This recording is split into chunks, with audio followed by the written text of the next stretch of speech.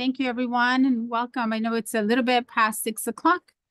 Thank you, and we'll call this meeting to order at 6:02. Thank you again for joining us today. This is our joint City Council Successor, City of Soledad, Joint City Council Successor Agency Housing Authority and Successor Housing Agency special meeting agenda budget workshop for Wednesday, August 12th of 2026. So thank you everyone that is joining us here today. Thank you for those that are joining us either via Zoom or those that are joining us also on the city's YouTube channel. As we like to say, your participation is important to the City Council and critical to our civic engagement. And this specific workshop is even more critical as we are discussing our annual budget presentation and budget workshop. So your input, your voice is really critical as we have some really important decisions to make tonight. Or well, we're going to discuss the budget tonight, and we have some important decisions to make at the next City Council meeting in regards to our budget. So thank you for joining us. A couple of reminders for the public, different options to make public comments for tonight. You can join us here in our council chambers. But if you're not able to join us here, you can also make public comments by joining on to the Zoom, utilizing the meeting ID, which is located on the agenda. But for tonight, the meeting ID number is 824-8857-7940. And in the event that you don't have access to a computer, you can't join via Zoom, you can also join via telephone. And that number is 1-669-900-6833. And again, the meeting is also being streamed on our YouTube channel. However, just as a reminder, any comments made there are not part of the public record. So just as a reminder, if you want your comment to be on the public record, you do have to be either here in person, join us via Zoom, or make a comment via telephone. And as always, we do have a Spanish translator available for tonight's meeting as well. So with that, I will turn it over to our city clerk for a roll call, please. Here. Mayor Pro Tem Fernando Ansaldo Sanchez. Present. Councilmember Fernando Cabrera. Here. Councilmember Enrique Benuelos. Here. Councilmember Ben Kogan.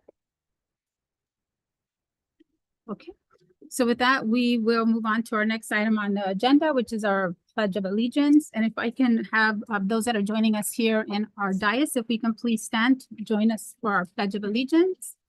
And if I can have Anna, if you can please lead us on the Pledge of Allegiance. Allegiance to the flag of the United States of America and to the republic for which it stands, one nation, under God, indivisible, with liberty and justice for all. Thank you.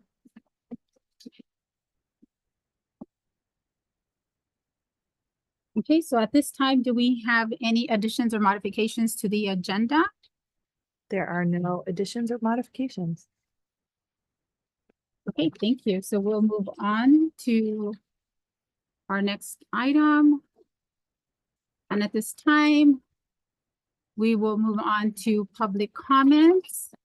And so just as a reminder, at this time, we'll have the members of the public that may address the council on items that are not appearing on the agenda, but are of interest to the public and that are within the jurisdiction of the council. The speakers do have 3 minutes. If you're joining us here in our city council chambers, if you could please come up to the podium if you want to make any public comments. Please make sure that you come up to the podium. Sorry, you have 3 minutes to speak. And if you are joining us via Zoom, if you can please use your raise hand feature at the bottom of the screen so we can make sure that we unmute you and recognize you.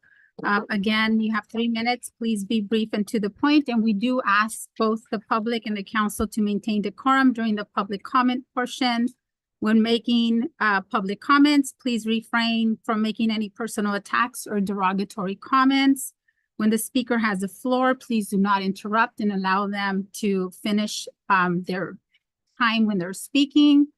And again, just as a reminder, the council does not respond during the public comment portion to any of the discussion. We don't engage in the discussion with our residents, but we do have the ability to be able to direct our city council, our city manager to contact the person. If there's any questions that they may have, if they want to leave their contact information with our city clerk, they may do so. So they can be contacted by our city manager.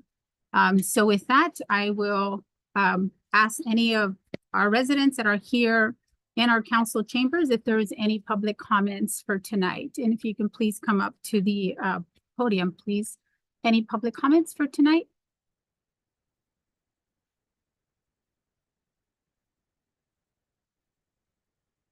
Hello, Mayor, High City Council members. Excuse me, can Oh. you, yeah, I'm short. yeah, thank you. I'll stand back because I don't want to hit it. Italian talk with the hands.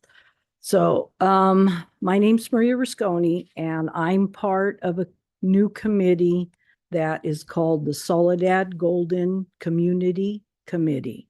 And what we are is a senior group that Alliance on Aging received some grant money, and with help from our mayor, got them to start with us. There are three cities that they received this grant to start a senior group.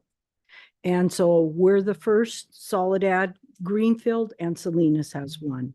So we are now in the process. There are 14 of us so far in the committee. This is a bigger group. We started with 7 initially. So we have some small projects that we're starting with. Our first project is food bank that has to do with actual shut-in seniors. And just to say that some of my other committee members are here with me today. This is something that's really needed in our community, and I'm really grateful for our mayor because she has started a lot of projects for us.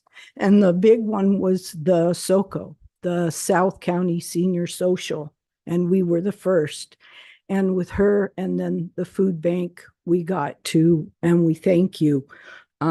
It's really blown up because there's also organizations that come down, and some of the hospitals, visiting nurses, and give us information, Meals on Wheels, MST, so we get information. So now our group wants to spread it out, and we're in the process of wanting to be a nonprofit so that we can do some fundraisers or hopefully get some type of grant money to expand. Our main goal, the big one, which I know is far away, is to actually have our own senior center. So with that, I'll pass it to another member. Thank you. Thank you. And just so we clear, so because there's 3 minutes, so let me do 3 minutes for each if they want to do 3 minutes for each, so we can start the clock. Para dar 3 minutos a cada uno. Pues, buenas tardes a todos. Mi nombre es María Flores y como miembro de este comité de seniors, estamos empezando, pero queremos agradecer también a la mayor, Ana, que apoyó desde un inicio a este grupo. Entonces, queremos que se dé una continuación porque sabemos que vienen nuevas elecciones, que se dé el apoyo necesario a este comité, porque creemos que es una necesidad y estamos ahorita representando a nuestro grupo, a nuestro comité. Creemos también que hay demasiada necesidad en nuestras personas mayores y pues es siempre un privilegio colaborar con todos ustedes, pero también recordando de nuevo, ¿verdad? Necesitamos el apoyo para crecer, para esta comunidad tan importante que estamos representando ahora nosotras. Entonces, nada más es eso. Muchas gracias y esperamos su apoyo de todos ustedes, porque creo que va a comenzar algo grande que era necesario, ¿verdad? Para nosotros. Gracias. Thank you. Before we move forward, do we have the translator? Yes, I'm here, Mayor. Thank you. Okay. Good afternoon. My name is Maria Flores, and I am part of the committee. And I'm here thanking the mayor, thanking Mayor Anna for all your support and all the help that you have given us from the beginning.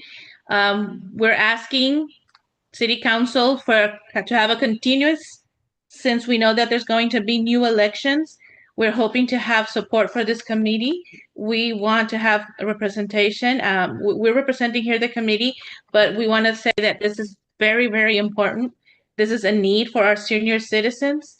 And it is a privilege to be able to always collaborate with them and help them. And we really want to thank you all for this project that is so important and represents the community and our city. So this is a big need, and we want to just highlight the support that we need. Thank you. Thank you for the translation. Okay, so before we go out to our, to those that are joining us via Zoom, just any additional comments from those that are joining us here in our city council chambers? Okay, seeing none, then I will take it out to those that are joining us via Zoom. And if you can please raise your, Oh. Sorry, Mayor. He cannot hear you, so he's asking you pull the okay. microphone and. Thank you. Okay, let me pull it a little bit closer. Okay, now I'm gonna take it out to those that are joining us via Zoom. Is there any comments from those that are joining us via Zoom? And this is on the public comments. Any public comments? Okay, and I see no hands raised. So at this time, I will close the public comment portion. And I will turn to our city clerk to see if we received any written public comments. Okay, seeing that we received no written public comments, then we will close the public comment portion and we will go into our next item on our agenda for today, which is our presentation. And we have our budget workshop presentation for fiscal year 2026, 2027. And we do have all the staff reports and the attachments, and I will turn it over to our Assistant City Manager, Mike, to give us a presentation, Mike Howard. And before. Thank you, Mayor and council members. So tonight is, as mentioned, the budget workshop as to present to the city council. You should have all received your budget binders. Hopefully read it all last night. Just kidding. The purpose of tonight is to actually walk you through the binder and make sure that you know what's contained there. So as you're reviewing it, you'll know. Just as a housekeeping, I do want to kind of flip through the tabs at the very beginning of your binder. You have the city manager's budget message. Then there is the budget summary, which contains the draft staff report for next week's meeting for adoption, the resolution, and then some very high level items to help summarize the budget.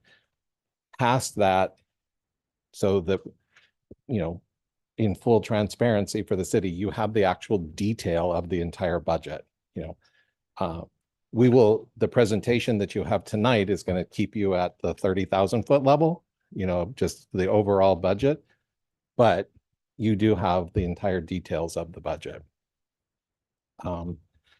So with that, we are going to launch into our presentation. So you also have a copy of tonight's presentation on the dais, and you can just attach that at the beginning of your binder. But we gave that to you so that you could make some notes if you so desired.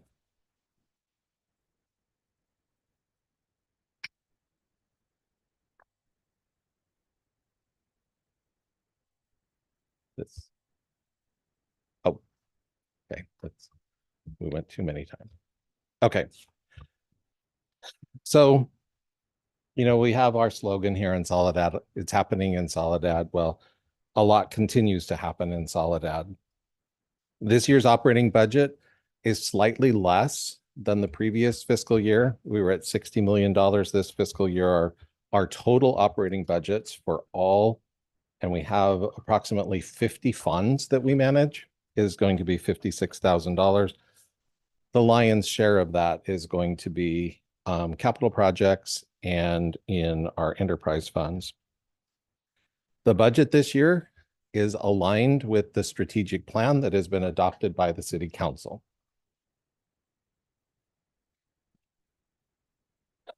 So some of the things, just before we talk the details of the budget, things that are affecting our budget is economic uncertainty is continuing to persist now with the current war, and also something that you wouldn't think affects us, but it is starting to have an effect, is the relocation of major companies out of the state of California.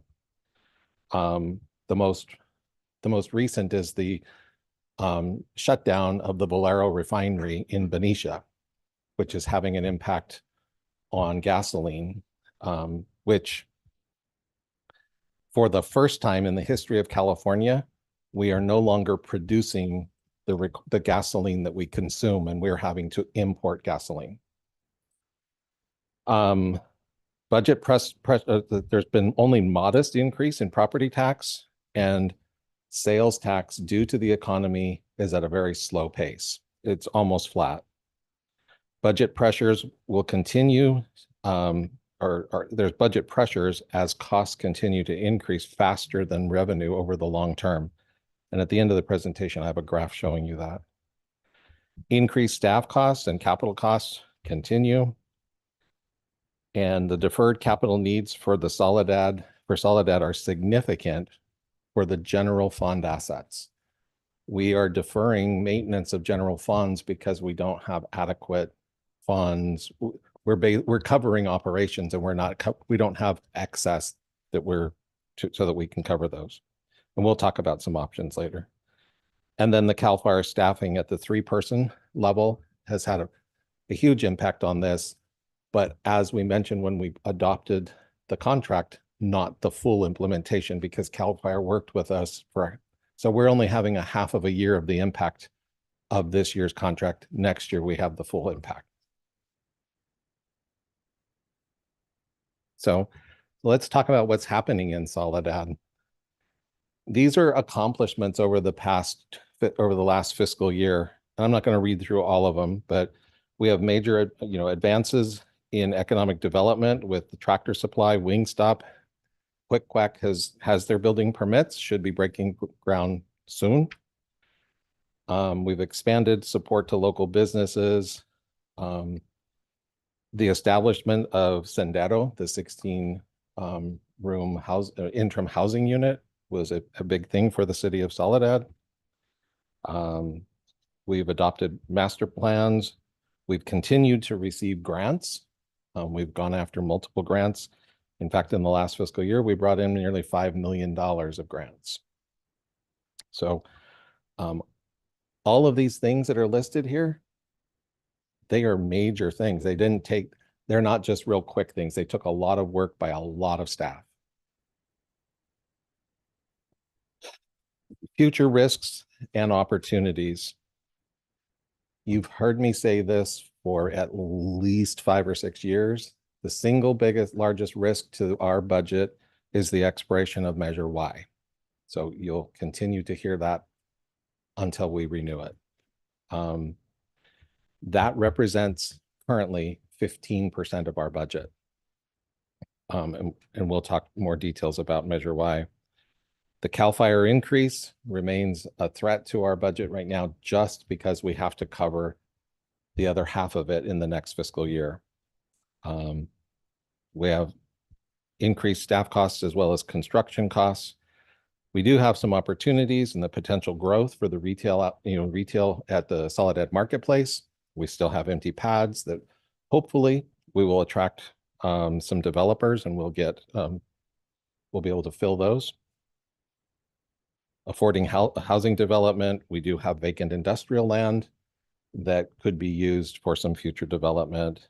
And then out on the horizon is Miramonte, which ultimately would bring 2,400 homes to our community. So building for the future, the council has been very wise and supportive of staff. So over the years, we have built and reserved a general fund capital improvement fund for the future infrastructure needs. Initially, I think everybody here was on the council when this all started. It was that if we needed to, because we've run out of space at the City Hall complex, that if we needed to build a new public safety building or some other infrastructure, we would potentially have matching funds if infrastructure grants became available. We have, I think this is our 4th year operating with a capital improvement plan, and it goes out 5 years, which helps us forecast what our capital needs are. We have future impact studies and cost allocations, which impact fees are going to be coming to you shortly. The water and sewer rate study is currently underway to make sure that we're covering our operating costs of both of those businesses. And then we have the full implementation of the strategic plan to be in alignment with our budget. This I know you can't see on the screen, but you have it in your presentation. We give this to you every year. It's the organization chart of the organization within the city of Soledad. Okay. So how do we go about preparing the budget? First, this year we started with the strategic goals, the council strategic goals. We also conducted some community budget surveys and did some outreach this year. We have the 5-year capital improvement plan, which includes the master plans, which we have adopted. So those master plans build the CIP plan. The water and sewer rate study, we get staff input that have historical information, and we get state and county estimates to help us do some of our budgeting. All council members should be familiar with this. You've worked on this for a number of sessions. These are the 10 pillars of the strategic goal. I won't go through them all, but I have it here because it's front and center in our budget. The budget outreach that was done this year on July 29th, we held a community budget meeting where we had community members and some council members that were there. That group helped us formulate some of the charts for the pop-ups that we had subsequent. So on August 1st, we were at El Mercadito, which was very well attended. We had quite a few responses on that day. August 4th, we were at National Night Out. Saw most of you there.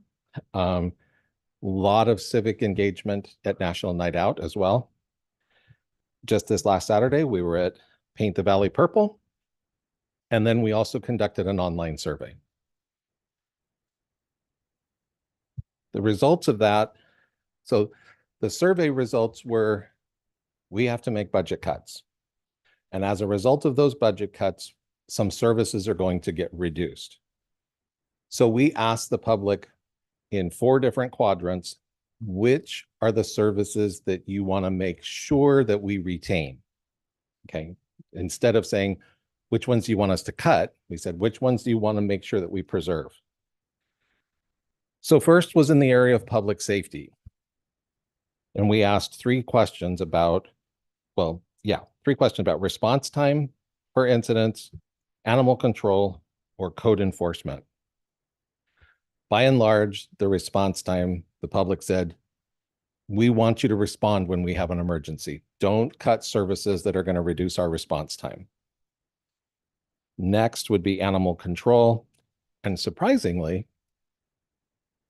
code enforcement was really low on their list when they started to do priorities. I will back up for a minute. It was very interesting to dialogue with the public and have conversations with them. And the frequent comment was, this is really hard for me to have to choose which one I want them, because I want them all. And I said, that's what we do every day. So when we have to make some cuts, we have to make these decisions. And so it was very common to hear people say, this is a really hard decision for us to make. Next, we went on to housing and economic development.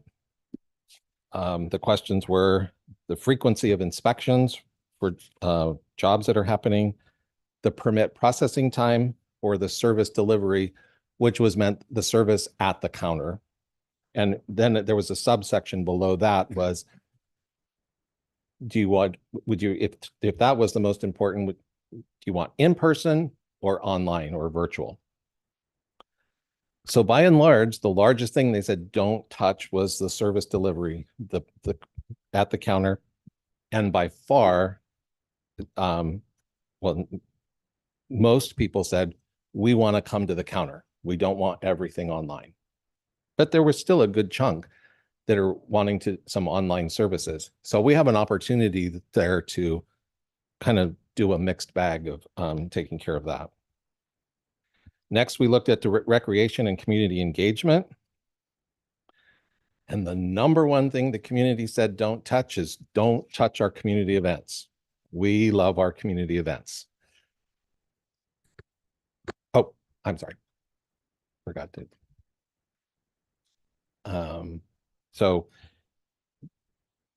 Followed by the community center hours, and then the engagement. This was for our civic engagement, the community engagement. People wanted that in person and not all virtual. When we went to parks and public works, clean facilities was the leader there. Followed by public works response time. And that was response time in our scenario was to, if a street light was out or if there was a pothole or something of that nature, they wanted that. But by and large, they were willing to maybe have the lawn mowed less if they had the clean facility. And there were a lot of questions or a lot of discussion around the bathrooms. Then on the online survey, there was a final question that said, well, do you have any other priorities? And I just gave you a snippet of what they all were. Firefighters is in the largest bold because there were 5 responses that said firefighters was another priority. Okay. So with that framework, now let's get into the budget. So what is not in the budget? These are things that have been eliminated from the budget over the previous fiscal year. So first of all, there are no new positions in this budget. And we have 6 unfunded positions, meaning that the positions are still allocated, but we are not funding them. We're going to leave them vacant. If economic conditions change, we can come back to you and ask for those to come back as being funded.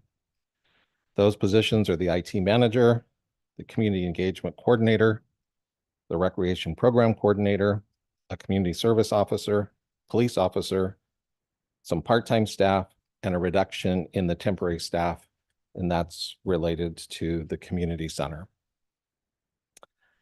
We have a reduction in our professional services because we have a commitment to increase our staff grant management. Instead of using consultants, we will offset staff salaries by getting the administrative money that's allowed for grants. And likewise with some construction projects, we will manage those construction projects instead of contracting them out.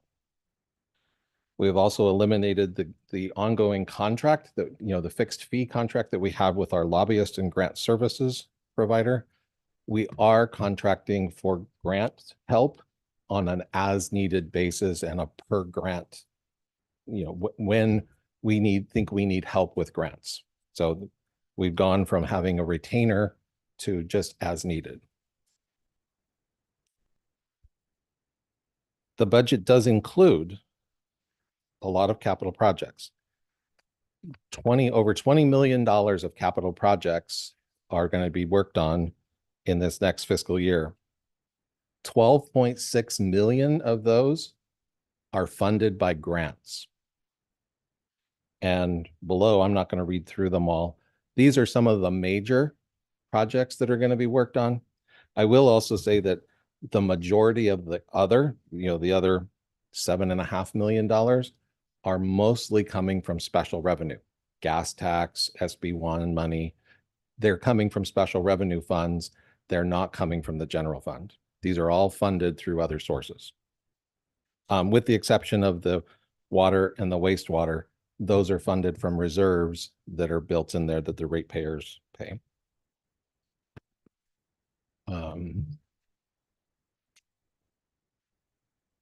So we're going to see different ways of, some people like numbers, some people like pictures. So I'm going to show you both ways. So this is our general fund. Our general fund is $15.9 million of revenue with all of the departments broken down there. So you can see we have total expenditures of 16.3, almost $16.4 million with a deficit of $444,000, which we will balance. We are recommending to balance the budget through operating reserves. This is very similar to what we did in the previous fiscal year. The previous fiscal year was $571,000. Now, one caveat, I'm going to stick my neck out a little bit here. I think we are going to end the fiscal year better than budget because we did have some significant savings in some areas. So this might be offset by by being able to come in better than budget in the fiscal year ending 2026. But we won't know that until we close August.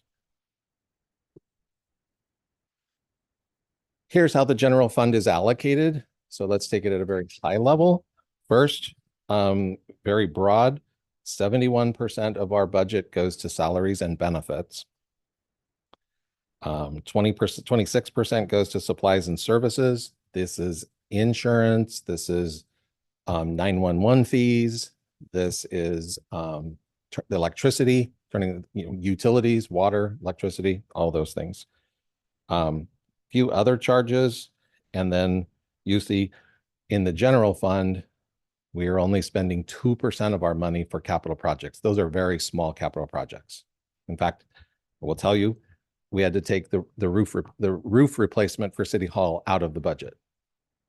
So we have got to figure out how to do that because our roof leaks. When it rains, we have trash cans in the hallway with water dripping into City Hall.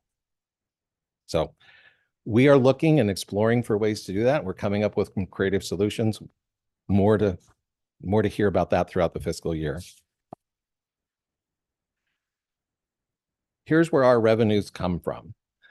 So everybody says, right, that, you guys have all my property tax money. Well, of the property taxes that are paid, what actually comes to the city, it's only 8% of our budget. Surprisingly, the vehicle license fee that we pay when we register our vehicles, 30% of our budget comes from that. But we benefit, here's one that we benefit from the prison population because it's allocated and the state uses our total population to allocate those funds. So we get a larger share, but we also have a tax sharing agreement with the city of Gonzales that we have to give them a portion of it. And we give them about $330,000 to $340,000 a year. But we still get the lion's share of it. We get to collect, we get to keep, and it's over $4 million. Next comes our Bradley Burns sales tax. That's our regular state sale tax. Then you see the Measure Y right there at 15% and Measure S at 8%.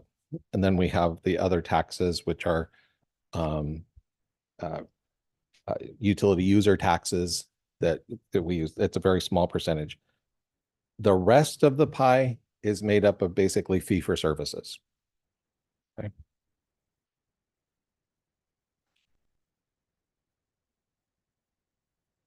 The numeric deal of the breakdown of the general fund, here it is in kind of in picture format.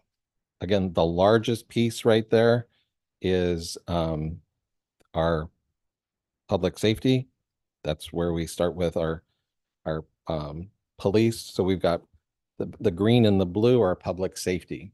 By and large, those are the largest pieces of any city's budget is public safety.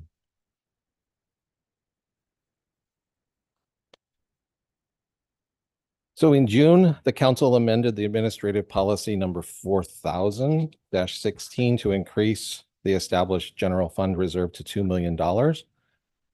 Most likely, I will be coming before you in the year now that we have some stability and we've got some economic uncertainty.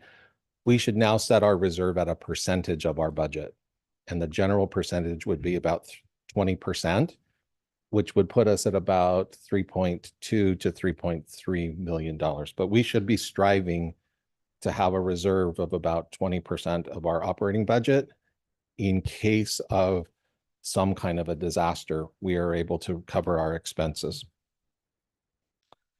In 2022, the council established the General Fund Capital Projects Fund. And at the end of this budget year, we project that balance to be at $7.3 million.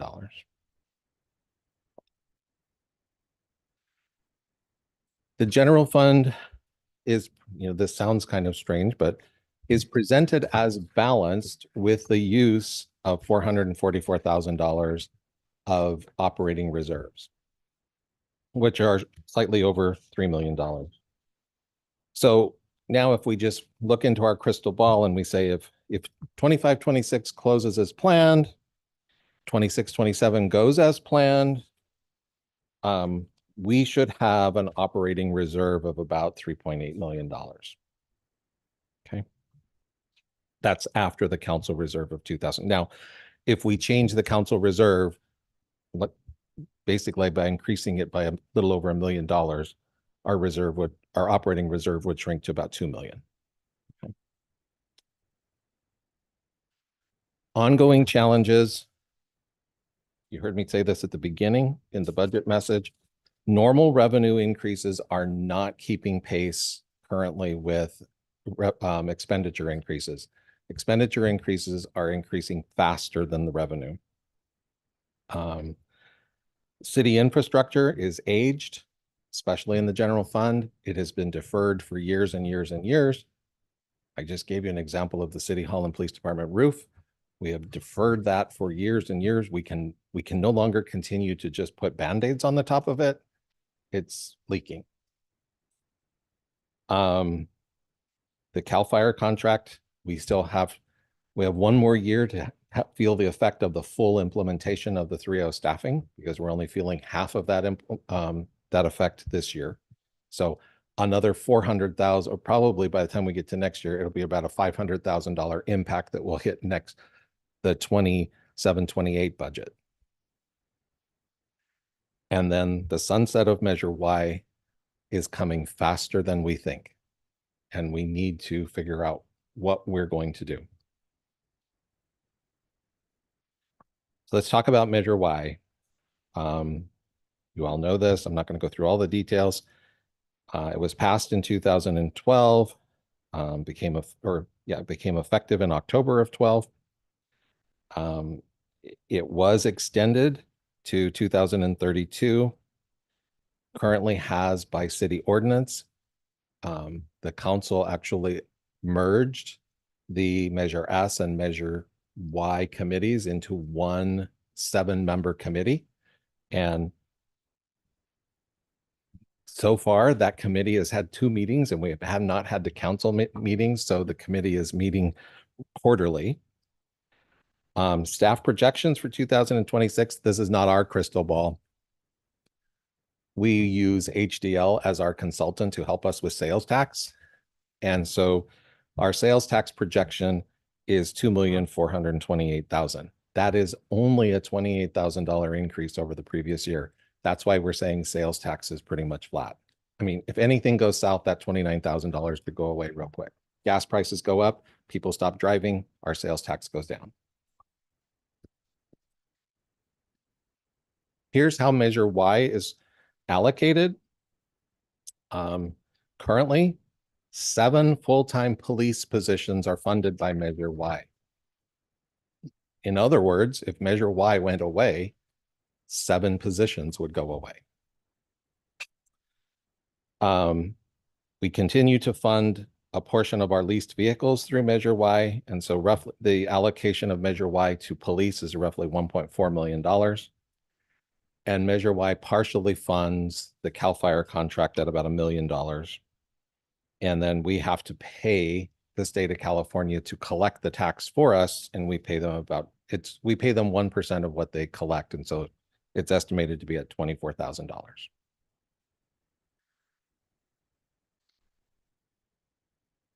Here's what it looks like on a graph. It's all going to public safety. Let's talk about Measure S. Measure S was approved on the November 2020 ballot and became effective in April of 2021. The measure was to fund quality of life services for the community and is considered a permanent tax. This one does not have an expiration. The centerpiece of it was the creation of our own Park and Recs department, which we did. We took back our community center from the YMCA and created our own Park and Recs department. So one of the things that we measure every single year, because the commitment we made to the public was whatever we were contributing to a recreation prior to Measure S, the city would still contribute at least that same amount towards recreation instead of replacing money and say, oh, it all came from here. We're going to take this other money somewhere else. That number was a roughly $400,000.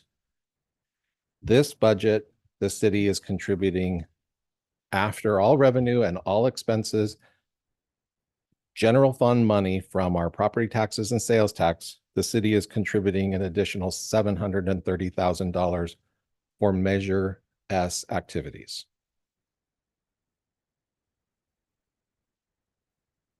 Here's how Measure S is broke out.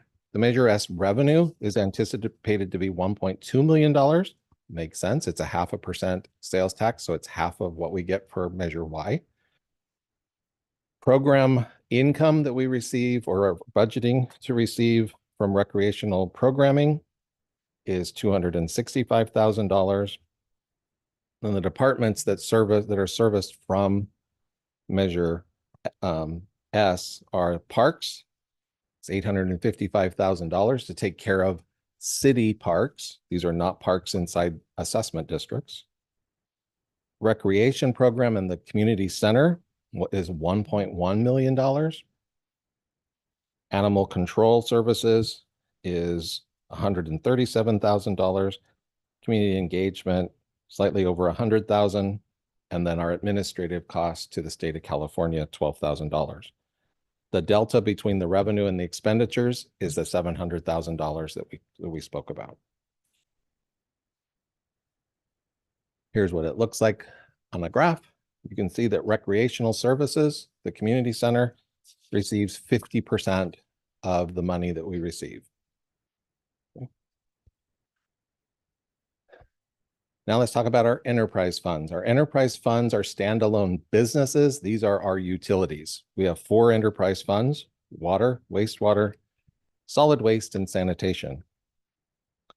In this fiscal year, we will complete the water, sewer, and recycled water rate study. We will have a new rate for our new recycled water project because I've got to figure out a rate of what we're going to charge those users for the recycled water. Water and wastewater studies have been completed, and they are both incorporated into the 5-year CIP plan. And there are significant repairs in both systems.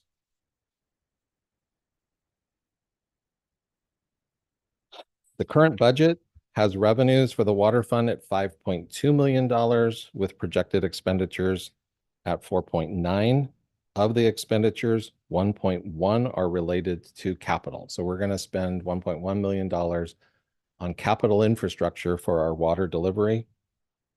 Without the capital, we would have a surplus of $1.4 million, but every year we're going to be spending $1 million or more to get our system up and running because of years of deferred maintenance and making sure that we can deliver safe drinking water. The water fund has one loan or debt service obligation. We owe basically $680,000, and our debt service coverage is 15.2%. So we're very well covered in our water fund because the debt is so low. The target that our covenant with our lender is 1.2%, or it's not percent, it's just 1.2. Okay. Here's what it looks like on a graph. So this is actually a really good picture of how to kind of operate a business, which our enterprise funds are standalone businesses. The money that's collected from the ratepayers stays in this fund and cannot be used for any other fund. We cannot pay for police and fire. We cannot pay for city hall electricity. It has to stay in the fund and sustain itself. It's a standalone business. Just like general fund money is not transferred in to pay for the capital repairs. So ratepayers pay for this business. It's very similar to your PG&E bill. We as ratepayers pay into PG&E to pay for the purchase of the electricity, the production of electricity, the delivery of the electricity, and the repair of the infrastructure. That's how our funds run exactly the same.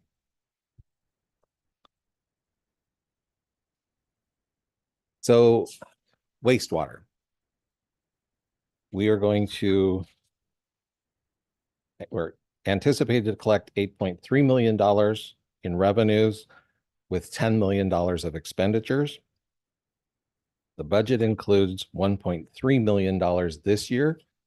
We will see, I'm not sure if you recall, but Public Works delivered or presented to you the wastewater study plan that showed the significant repairs over the next 5 to 7 years.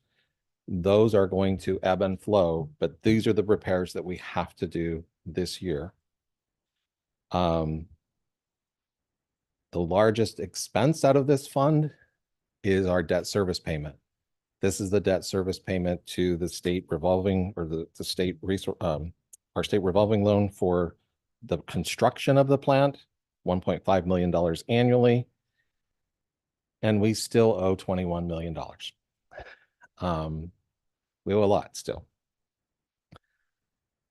This one is tight.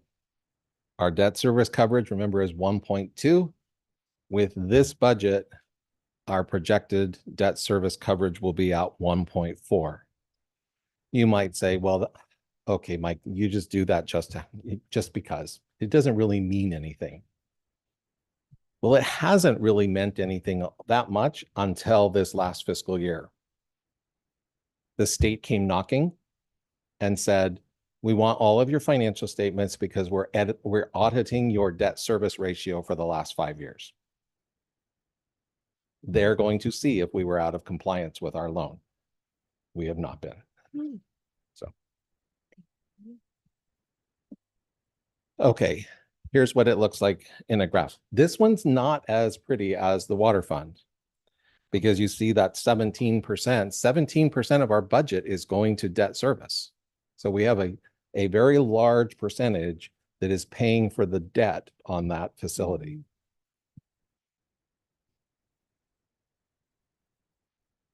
Next is our solid waste. This is garbage. This is the collection and just of the garbage and taking it to the landfill and the recycle center. We will collect about $4.9 million. It costs about $4.6 million to do that. The delta is a franchise fee that the city gets, and that's our agreement for doing the billing. And then we become responsible for the uncollectible debt as well. That's why our franchise fee is a little bit higher, because if a customer doesn't pay, it's not Tri-Cities that's out of pocket, it's the city of Soledad.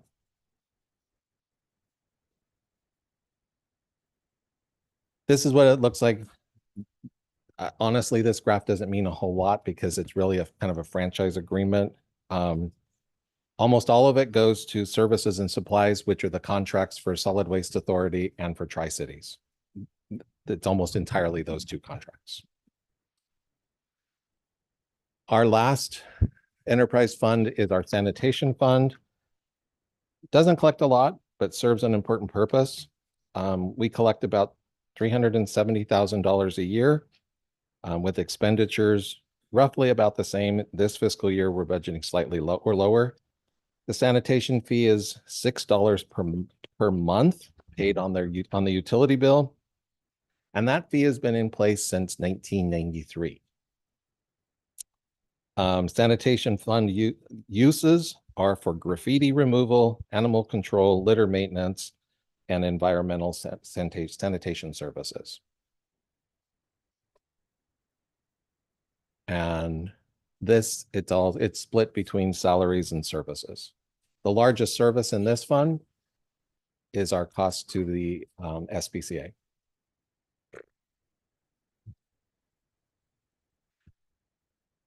Next, we have special revenue funds. These are funds. Now, I'm going to give credit where credit is due. Beatrice on our staff, she said, hey, I didn't think, a special revenue is like receiving a gift card. And so, like, if you get a gift card for Walmart, you can't take that gift card to Macy's and buy some goods. You can only use it at Walmart. That's what these funds are like.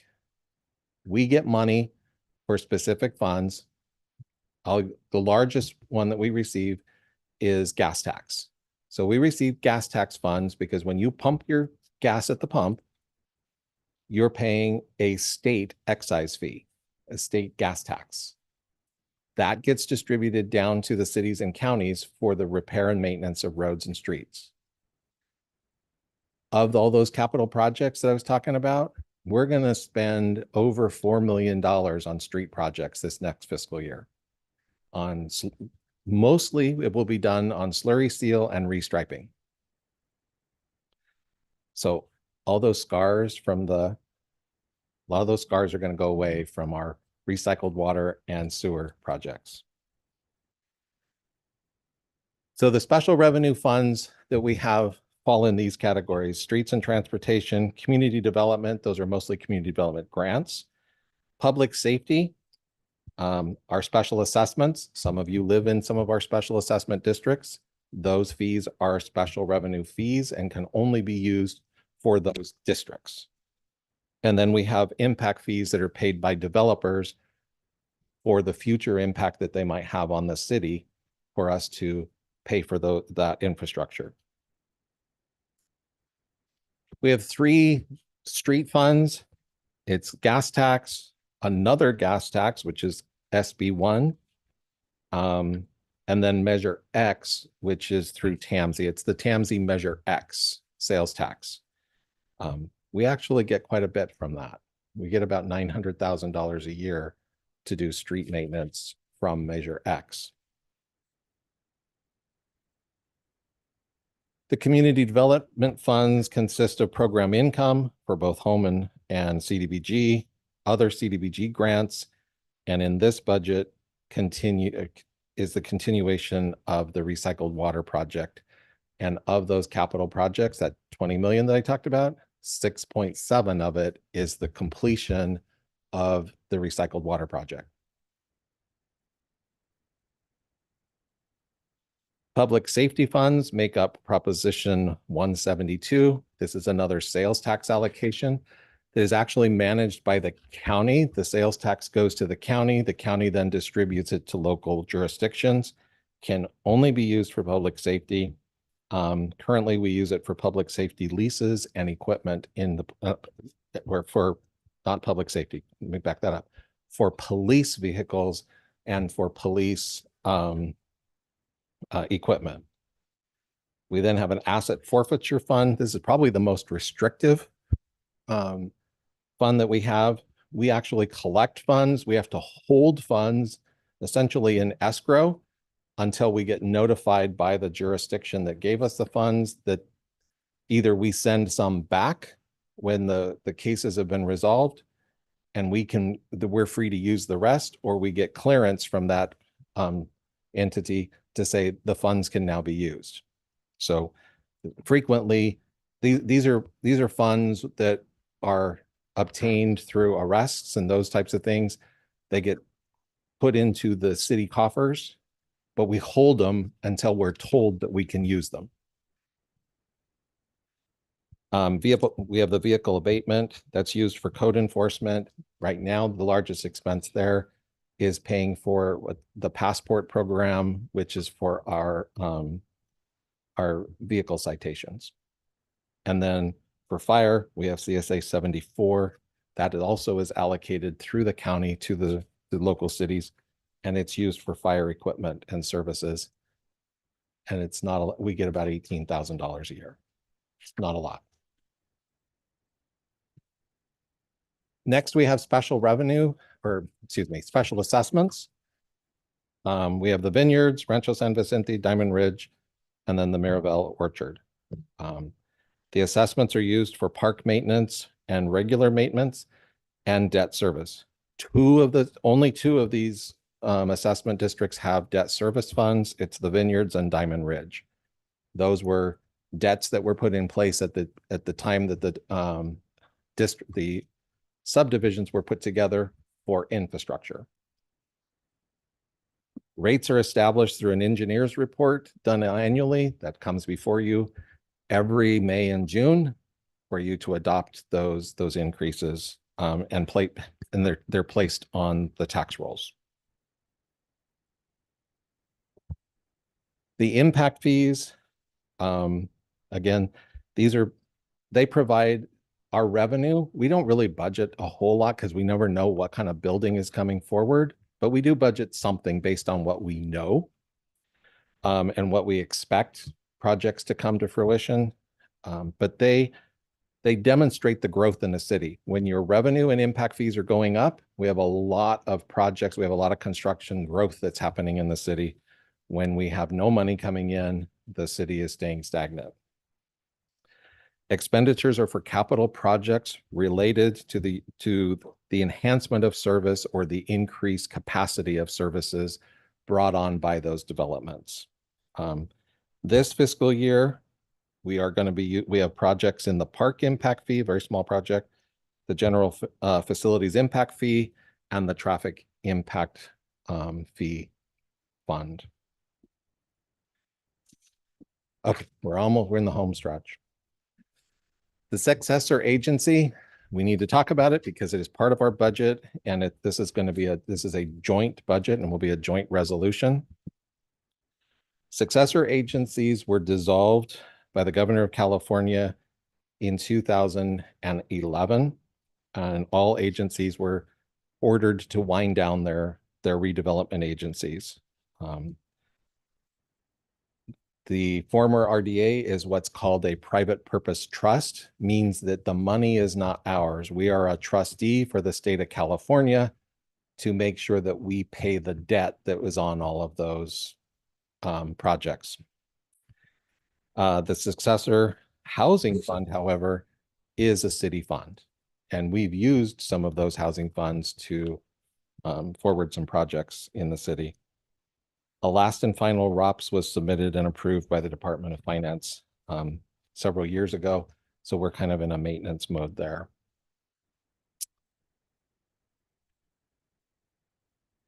Here we go.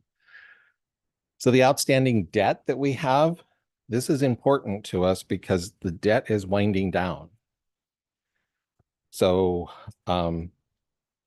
finance is always one of these departments that everybody says cost money, cost money, cost money. But I want to remind the council, we refinance all these bonds and we saved the money for about $4 million of future interest. And we're realizing those on an annual basis. Both of these bonds were refinanced. We owe $1.1 million on the 2026A bond. That will be paid off in 28-29. It's just around the corner. The significance to that is that creates what's called XX tax increment, and we get about 12% of that. The lowest share in the county, but we still get a share. The 2016B will not be paid off until 32-36, and that one is a larger debt. But again, once both of these are, so in 2033-34, we will actually formally dissolve completely the Soledad successor agency, and the we will just get tax increment, and that tax increment, our share of it, just goes straight to the general fund. The entity that gets the most, you guessed it, is the school district. Just a picture. This one doesn't mean a whole lot. It's all debt service. But we do get a small sliver of admin money. It's about $20,000 a year. So we're going to take it. They essentially, the state pays us to manage the RDA. And so we transfer that. They give us the money and we transfer it to our general fund.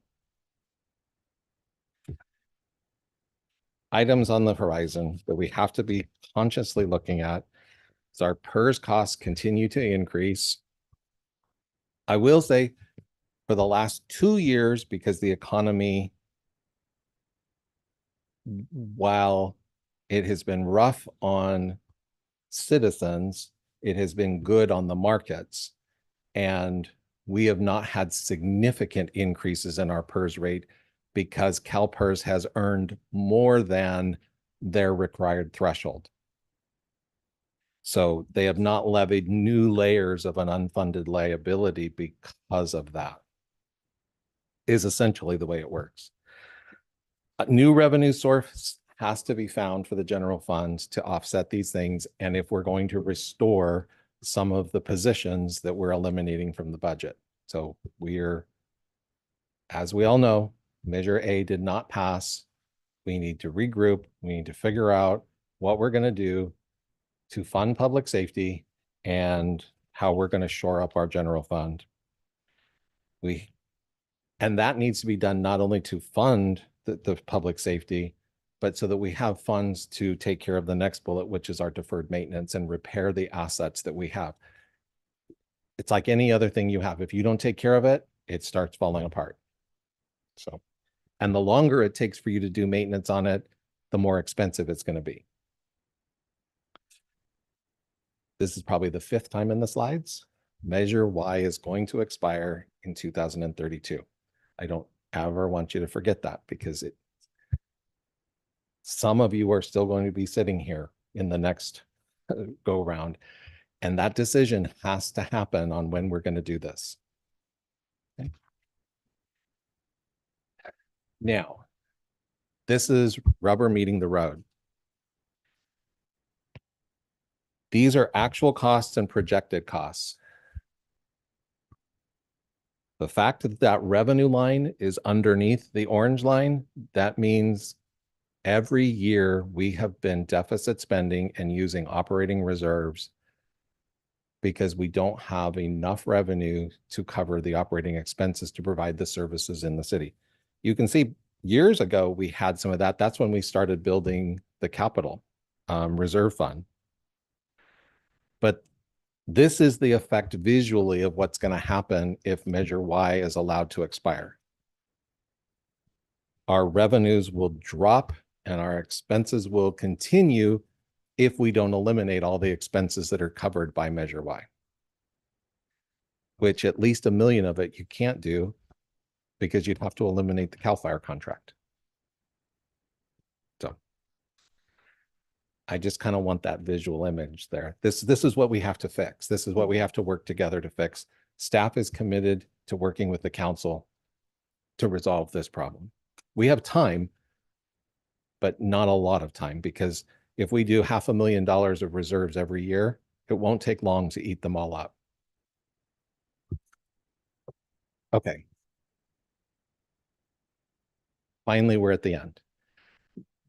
This last page is what we're going to ask you on the 19th. We're going to be asking you to consider and adopt a joint resolution adopting the 2026-27 budget, authorizing the city manager and finance director, assistant city manager / finance director, to realign the 2025-26 budget with the actuals. We're going to ask you to approve the position allocation. That position allocation will have all the positions on it, including the unfunded positions. So all positions will be on there. I debated whether or not to put this last one on here, but I'm just putting it together for consistency of our budget. even though you just approved the salary plan last time, I'm going to ask you to reapprove it with the budget process. So it's just a formality there. We're going to ask you to reaffirm the emergency contingency reserve fund that you have adopted and put in place. And then finally, this is a legal thing. Council has to establish the proposition for general fund appropriations limit, commonly referred to as the GAN limit. So in conclusion, we wish to thank the City Council for your ongoing support as we strive to provide excellent service to the residents of Soledad and ensuring that we can put align our expenditures with our revenues. The budget, as a reminder, is recommended to use $444,000 of reserves to balance the budget. We are still positioned to get through this economic downturn because of the reserves that we have, but we have to be looking for alternative solutions for revenue sources. City Council should be commended for building healthy reserves and the establishment of the Capital Reserve Fund. And finally, I would be remiss if I did not thank Megan, the executive team, Jesus Yanez and the front counter who put all of your binders together. A lot of work goes into putting this document together. And I just want you to know that for us, this is not a document that goes on a shelf. It sits on people's desks. They are constant. If you look at the budget binders that staff has, by the end of the fiscal year, they are worn and tattered because they have been flipping through pages and making sure that we're living within the means authorized by council and that we are coding things in the appropriate places so that we can budget correctly for the future. With that, that concludes my presentation, and I'll turn it back to the council. Thank you, Mike, for that budget presentation. So what I'll do at this time is let me take it out to the public before I bring it to the council for any questions, any questions that they may have in advance of next week's meeting. So let me ask the public that's here with us in our chambers if there's any questions on, I know it's a lot of information. We have the budget binder. Obviously, it's easier for us to follow along. I know this is also for our public and for our residents. It is attached to the agenda, and anyone can obviously download that. It is in the materials that are posted on our website. Let me make sure I take it out to those that are wanting to make any public comments that are here in our city council chambers. If there's any public comments in regards to our presentation of our annual budget, I will open it up for public comments. Okay, seeing none, then I will take it out to those that may be joining us via Zoom. If there is any comments, and let me just get back on. Okay, I'm not seeing any hands raised, so let me just make sure that I'm making my statement loud and clear. For anyone that is joining us on Zoom, if there's any public comments at this time in regards to our budget presentation. For those that are joining us via Zoom, if you can please raise your hand so we can acknowledge you. Okay, I see no hands raised, so I will at this time then close the public comment period for our presentation, and I will bring it to council for any questions on our budget presentation. And I'll start with Councilmember Cabrera. No, I don't have any questions. Okay, so Mayor Pro Tem Antaldo Sanchez. I don't have much either, but there's just a couple of items I wanted to mention. I see here for positions not funded in fiscal year 26-27, reduction of temporary staff. I know that I had hopefully connected Megan with some folks for the California College Corps Fellowship that's going on, and hopefully we can maybe have some College Corps Fellows that might be able to offset some of that staffing for recreation. And then I had something else. Well, I think one of the things that kind of stood out to me here too is just the need for more public engagement and awareness. And I think I wrote notes here. Sorry, bear with me. Just the need of proactive outreach. But I think we were talking about kind of bringing back in the future that rate study. And so I know I heard from a lot of residents just kind of some of their concerns regarding that. And I think it would be great to also have some sort of way to connect residents, especially senior residents on a fixed income, with any community resources to kind of offset any of those costs too. I don't know, I can't find my page, but that was like the gist of my comment. But I think that's mostly what I had for the presentation. And I did want to commend Mike for working on our finances and for keeping us afloat. I think audits are always really scary. We have to do those at work too. So it's good to hear that we didn't really have anything that's going to hopefully pop up as a ding for us. But that's all I have. Thank you. Councilwoman, Buñuelos? Yes, Mike, I have a question on the slide. I just had a question on the budget message. It states economic uncertainty continues to persist. Now with the current war and the reallocation of major companies out, can you please elaborate again to the public, the Valero? Well, so situation? the war had no effect on the decision of Mhm. Valero. They were actually the second refinery to leave the state. We had a refinery leave the state and close in Southern California. I forget whose refinery that was right now. But the most recent is the mothballing of the Valero refinery in Benicia. And as stated by the companies, I'm not members of those companies, so I don't know for sure, but as the public statements that they have made is they have mothballed those facilities because they cannot maintain the environmental regulations, the stringent requirements that are being put on companies in the state of California. So they're opting to close those and move the resources to other states where they can operate. So those are the two that have left, and we've all heard the numerous companies that are leaving California and relocating their headquarters. Most recent, probably in the news, is Chevron. Chevron is moving their headquarters to Texas. They're leaving the Bay Area after almost 100 years of being in California. Those are having an effect. The war is having an effect directly because of the price of fuel and the uncertainty of the delivery of fuel. So you see our gas prices are fluctuating. They go up, they come down, and until that situation is resolved, I don't think we'll see some stabilization there. Okay, thank you. I wanted just to bring that so that way you can share that comment in regards to prices going up and down, because it's just inevitable right now. And then another question is, what is a modest price? Because it says right here, modest increase in property tax.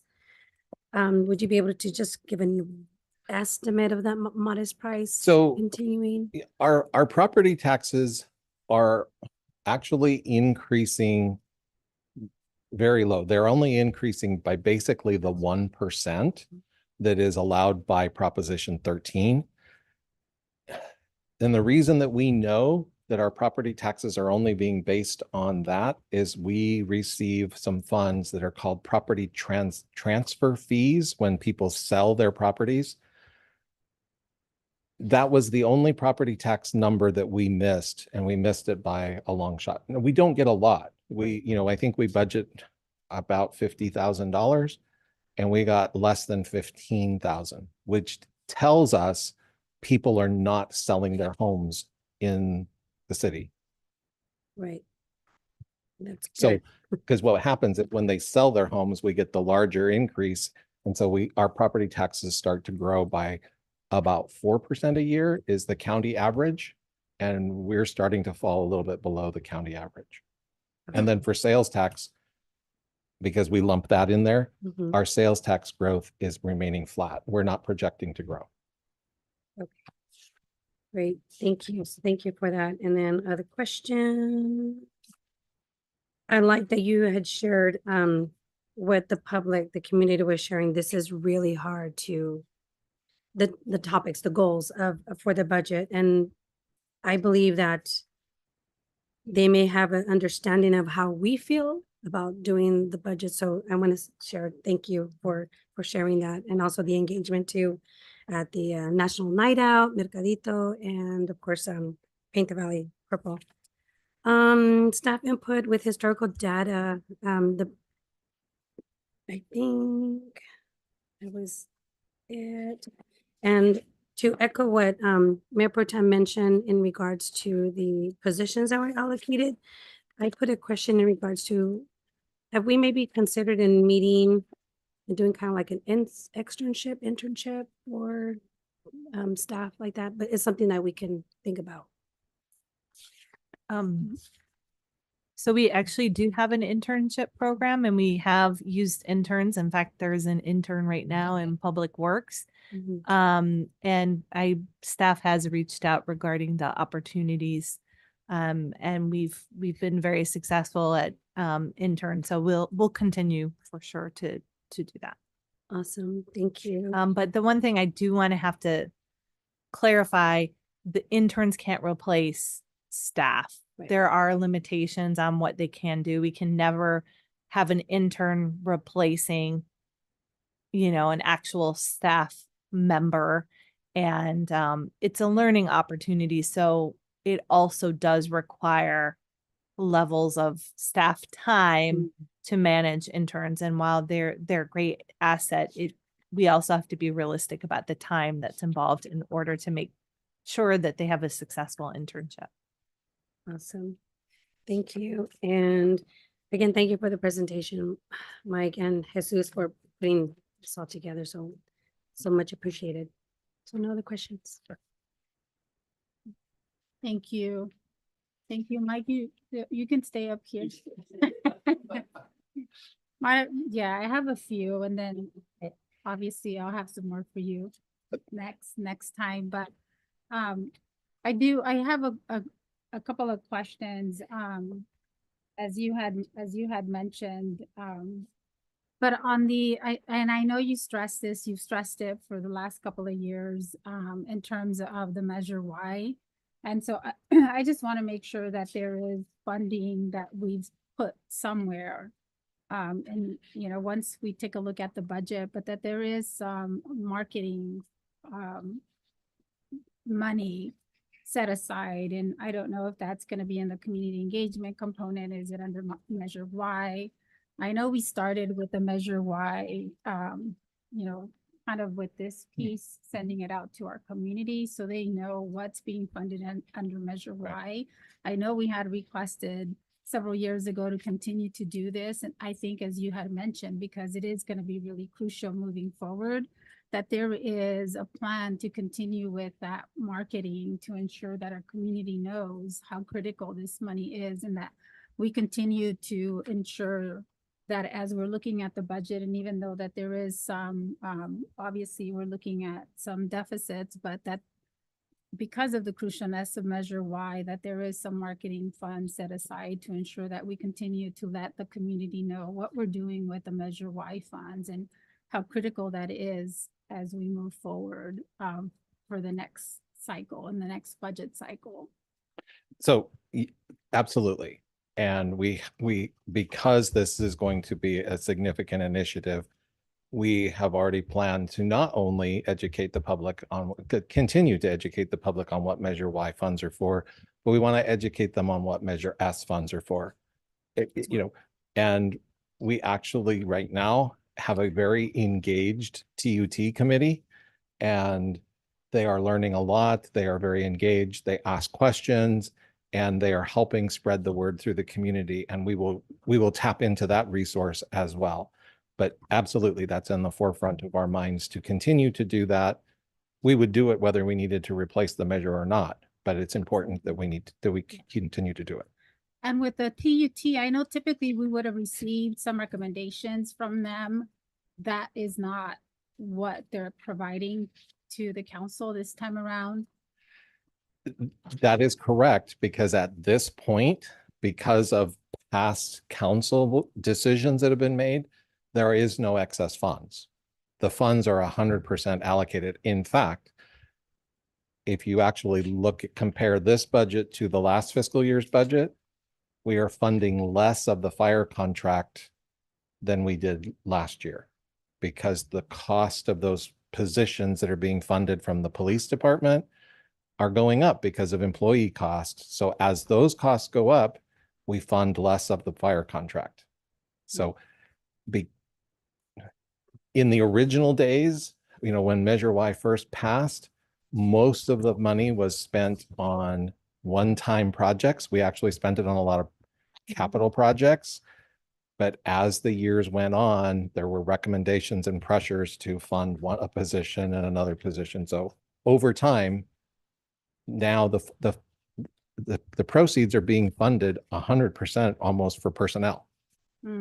So Mike, on that note, because I know that there was funding on the Measure Y, that there was a set aside, as you talked about the deferred maintenance, that there was a set aside for the maintenance of either to be able to use for facilities or for a match if we wanted to go for grants.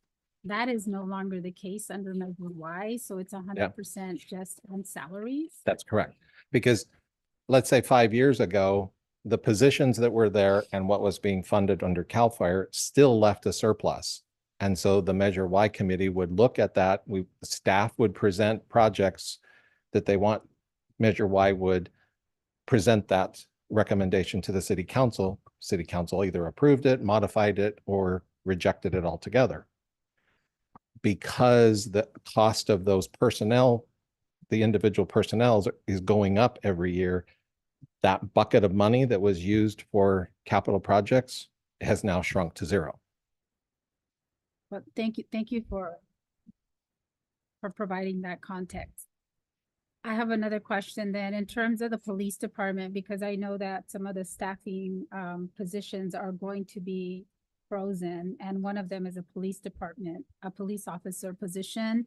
So can you just reassure us that in terms of the police department, we are meeting the staffing ratio mandates of the police officers that we need to have based on and I thought there was or maybe not, but I thought there's how many police officers we need to have based on the number of individuals we have for our city. So I just want to make sure for freezing that police officer position that we have enough police officers on staff to be able to ensure that we still have the public safety that's needed for our city, and that we have enough officers to be able to still absorb the mandates that are needed for the department. So I know that there are recommended staffing levels. There is not a mandate to have the levels. So it's just like there are recommended, for example, fire. The industry standard is to have 3.0 staffing. That's just required for us because we're contracted with CAL FIRE. But another city who has their own could decide to just stay, we're only going to staff at 2.0, but there will be consequences for doing that, which will be their ISO rating and other types of things. So, and I don't know for sure, I would defer to the chief, but I think it is one officer for. I have to get back to you on that. Okay. There is a number set in place, but I don't recall what plan. Right. Okay. And so we'll wait for that for the next time, but I just want to make sure that, okay, first, thank you for assuring that there is not a mandate, but that there's a recommended. So to make sure that we're freezing that position and that we're still meeting the recommended staffing levels that we need for the city. Yeah, and through the chair, what I was going to say is like we're saying, we wanted, you know, the full contingent of officers because that's really what we want.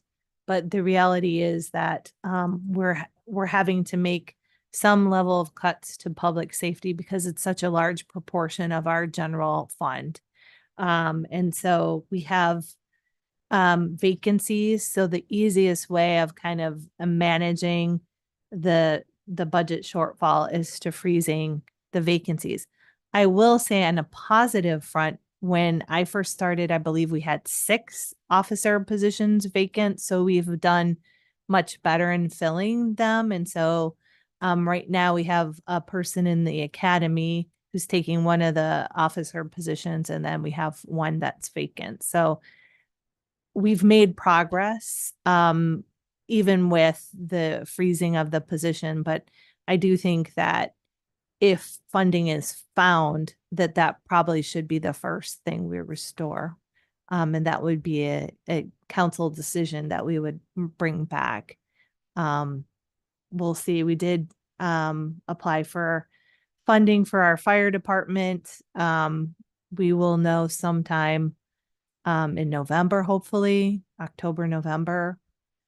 So if that's successful, then that can be brought back to council to make some decisions on what we should prioritize. And obviously we heard from the public that response times was a priority. Mhm. So Yeah, and thank you, Megan, for saying that. And I think for me, my only concern is obviously as we're seeing some of the response from the public in terms of the response time, as we're seeing, you know, obviously some of the just levels of some of the public safety concerns that we've seen in the past. I know that as we increase some of the positions that we've added to the city in the last couple of years, as we had Measure Y money, as we had Measure S dollars, they've been positions that, you know, obviously we wanted, you know, for different purposes.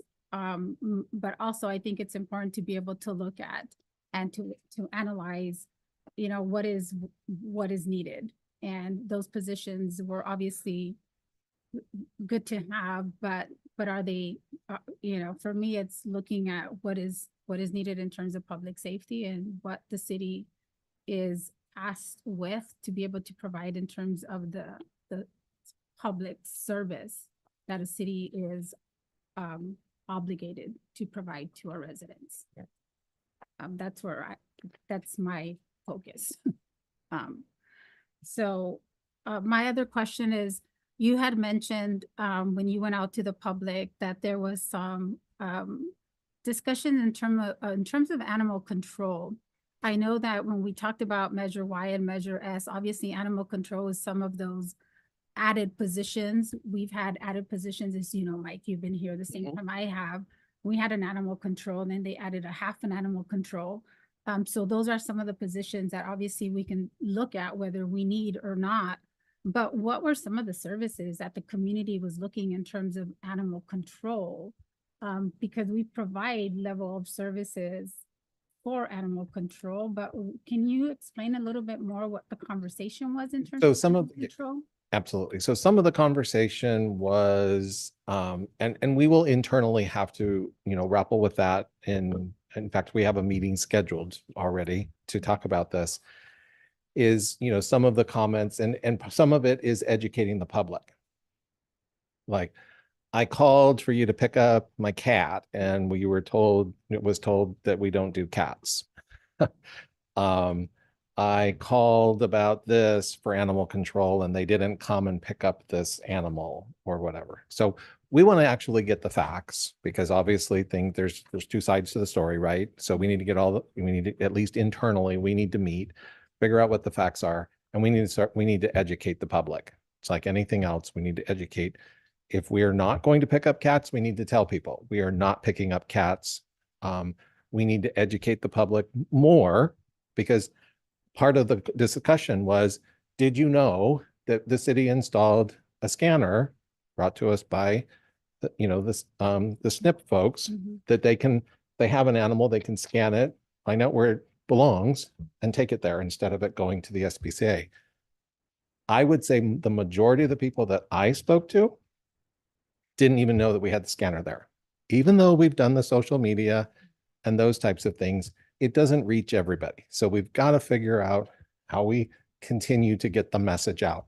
And it's not a one-time shop. It's repeated and different avenues. It's going to be through the utility bills. It's going to be multiple sources, but we internally need to meet on that and figure out a plan of action moving forward. Can I say something Oh, I just, first? Go ahead, Megan. And Uh, then we'll- yeah, I'm so sorry. I just wanted to add one of the shockingly large expenditures that the public may not be aware of is that when we take the animals, or if someone takes an animal to the SPCA, we pay an enormous amount of money. And it's last year it was $102,000. So that's not going to staffing. So those are things that we have to really reconsider. And that only accounts for the cost of those animals. It doesn't take into account the fact that an officer is going to be, a community safety officer is going to be tied up for about 3 hours because it's going to take them at least 40 minutes just to drive there. Then they're going to have to process the animal and then 40 minutes to drive back. So it's sucking a lot of time of that community safety officer that could be engaged in, addressing code enforcement issues or other issues. So that's a conversation we've been having with other South County cities. And we've also been internally having some dialogue about what can we do? Is this really going to be the best use?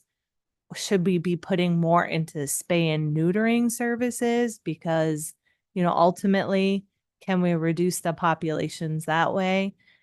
So I think we can do better with animal control. And it's something that I know I've talked to our new acting chief and deputy chief, and they're very interested in getting into that. And hence what Mike said, we have a meeting scheduled to talk about it.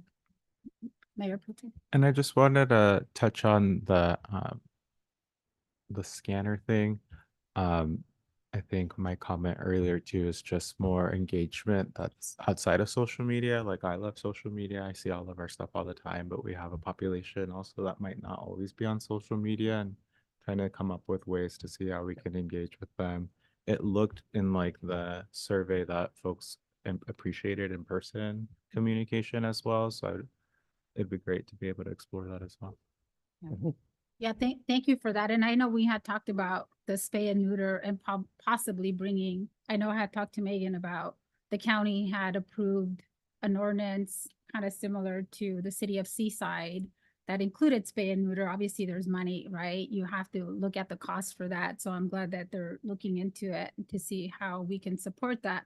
Because I had got a lot of comments on the cats as well and really upset about us not doing anything with the cats. So doing that, being able to let our residents know what we are doing, what we're not doing, given that part of the Measure Y or part of the Measure S money did include animal control and what we're doing with that. So the other thing with that, Mike, is we did at one point, because we utilized money to be able to buy the doggy bags that were out on Orchard and Gavilan. I think we have the stands, right, where people could, we have the little stands where we put the little doggy bags. And so there is none there. And I don't know, they're empty. They've been empty for a while. And I don't know if we continue to do that as part of our budget, where. That's probably a maintenance issue that we'll make note and. Okay. Coincidentally, we restocked it. Oh, perfect. Okay, good. There you go. There you go. Taken Good. care of. Through the chair, one thing I did want to point out to council is that each department took a lot of time to do the budget narratives for each section. So if you look at animal control under tab 9, you have to page through it because it also includes parks, but there's an animal control, and it talks about the accomplishments, but it also talks about some of the actions. So to Mayor's comment, it does in that bullet say evaluate a potential ordinance requiring the spaying and neutering of dogs and cats. with appropriate exemptions for medical conditions and so forth. So we do have some of those things that kind of were in the strategic plan. We pull them into the budget narrative, so you can see that that's part of our work this year. So Perfect. Thank you, Megan, Mhm. for pointing that out. Thank you. And then just on my other one, on the bathrooms and clean facilities, Mike, thank you for pointing that out, because I know I've heard in regards to bathrooms in the parks, especially on Orchard. I think that's where I've gotten a lot of comments.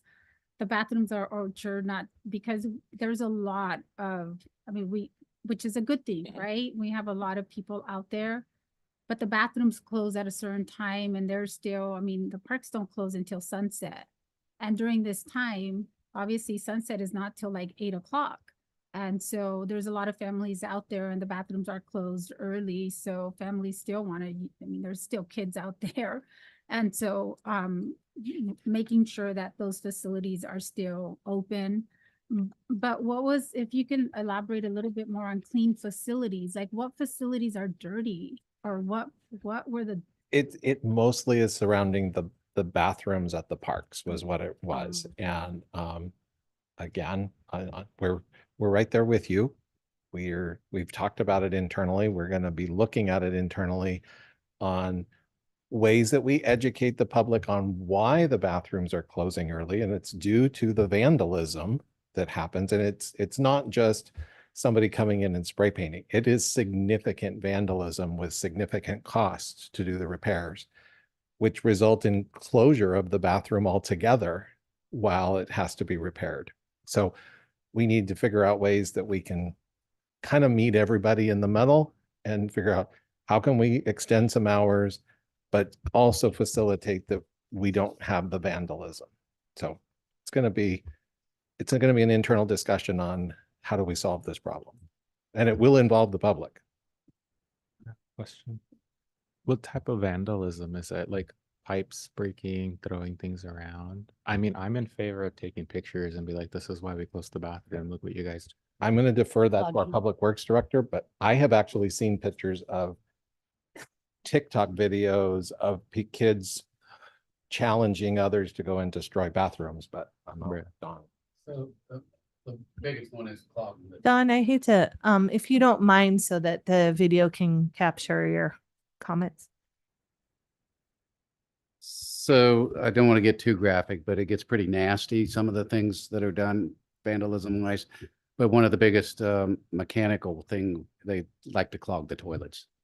Then we have to close it to unclog them, and they can really clog them good, or have to close them until we can come in and completely sanitize, clean up the mess that's made in them. I mean, there's a variety of things. We did meet already once as a team with Eric. We're going to work on some public outreach about the issue.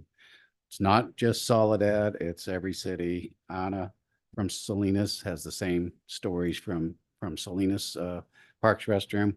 But yeah, we're going to try extending some hours, work with PD, trying to figure out some solutions to, as Mike mentioned, kind of meet in the middle, extend some of the hours. But if we leave them open like all the time, the next morning they're just, it takes hours to repair and clean, sanitize them. But we are taking a renewed effort towards that. thank you. Thank you for those comments. Point of information, Mhm. extending the hours, will that imply overtime for people who might have to? So that's the balance. Some of the the recreation staff work later, and they might be utilized to lock and unlock the restrooms as well. Yeah, thank you for clarifying that. Okay, Mike, and then on the water enterprise, the years of deferred maintenance, you said it's 1 million. We still have $1 million, 1 million, right? Can we get grants? I mean, would we be able to apply for grants to be able to help us to absorb some of the cost for that? They are harder to come by, but yes, there are infrastructure grants that, one of the largest things we did was we used, if you'll recall, we used a lot of ARPA funds to fix some of the infrastructure, because that was one of the major allowable expenses with ARPA funds, was to repair aging infrastructure for water and sewer. And so we saw that happen. Okay, but we can continue to pursue if there's, absolutely. okay. And I did want to point out that one thing that we were successful on and that we have budgeted is replacement of water meters through a SMART grant through the Bureau of Reclamation. Is that right? So we Public Works was successful in getting a grant, and we're using it. We had to commit 50%, but we can use the water fund, and that's a lot cheaper than paying the full rate. So Good. Okay, great. Thank you. And then on the sanitation fund that you said, we are only charging $6 and it's been there since 1993. So is there a way that we can increase that? What does that look like? What's the process for doing that? And what is that will take? What does that mean? That's a whole nother process. And actually, but the answer is yes, we could do something, but this is a tax. Oh. And so it is voter based. It has to go out to the voters. It's not something that council can decide Okay, because it's not a rate. got it. Okay, well, that won't go out this year.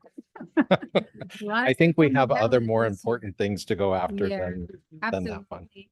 Okay, and then on the CIPs, I just have two more. On the CIPs, I know we usually always have a large CIP list. You said there's a lot of grant funded ones. Obviously, we have a huge grant funded ones and a lot that are going to be just in-house. I'll look at the CIP projects that we have. Obviously, we have a 5-year CIP, but I'm always hesitant about, we have a lot, and I just want to make sure that the CIPs that we are going to move forward this year, that those are, I found it. We have 20 million under those, 12 million are grant funded, that we do have sufficient staffing capacity to be able to undertake all of the listed CIPs that are going to be approved under this 26-27. Right. And maybe that's a Dawn question, but that there's Oh, enough. Yeah, let me just start and we'll let John chime in. I can tell you that I feel much better about this CIP plan that we have the capacity to do it. In years past, we have presented a CIP plan that included far more projects. But if you look at the total, if you actually look at the CIP tab, the first 3 pages are a summary of all of the details below it. It's a much more manageable list of projects to do. And I mean, I don't want to completely, well, Public Works put the majority of it together. So they're the ones that put their neck on the line. And I'm confident that Dawn thinks that we can accomplish these projects.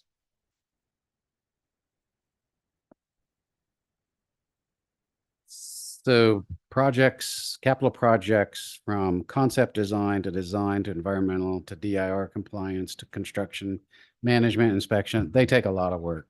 They're a lot of money. Staff capacity, we do have 2 young engineers that are up and coming. They're not licensed engineers yet. So there is limited what they can do, but I can assure you they're running full speed from the time they get here till the time they leave every single day. We have put forward a CIP program that's very aggressive. A lot of projects can take a lot of time, but the program we put together, we think we can accomplish. We have the capacity, yes, Okay, with help, but yeah, we do. We can manage it. okay. Thank you for that confidence, Dawn. I know it's a lot and all of them have grant funded, so I'm assuming those are obviously a priority because we got to finish those that are grant funded, and there's a lot too, so. Right. Okay. And one of the big ones that we're going to finish is the recycled water project. But I mean, the pipe is already all in the ground. Yeah. We've got the back half of it to do. It's not to say that it's not a lot of work. We still have a lot of work to do. Yeah, no, absolutely. Absolutely.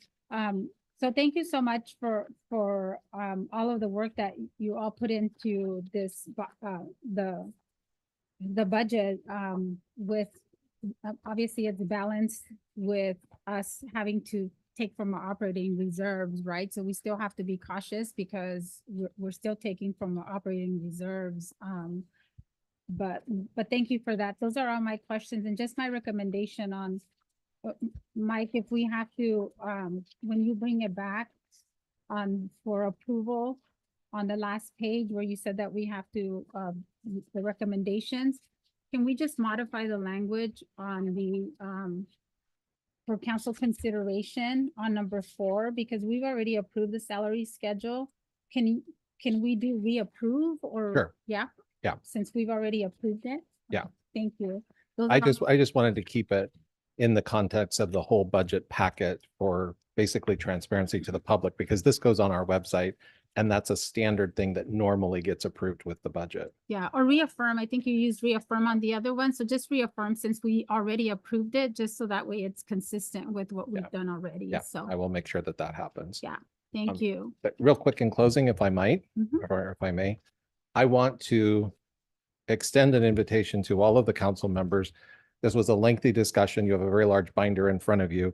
Between now and the council meeting on the 19th, if you would like to have an appointment, a one-on-one appointment to come in and if you have any questions, please give me a call. I'm more than happy to sit with you, go through any questions or concerns that you might have, that we might be able to address those ahead of the meeting on the 19th.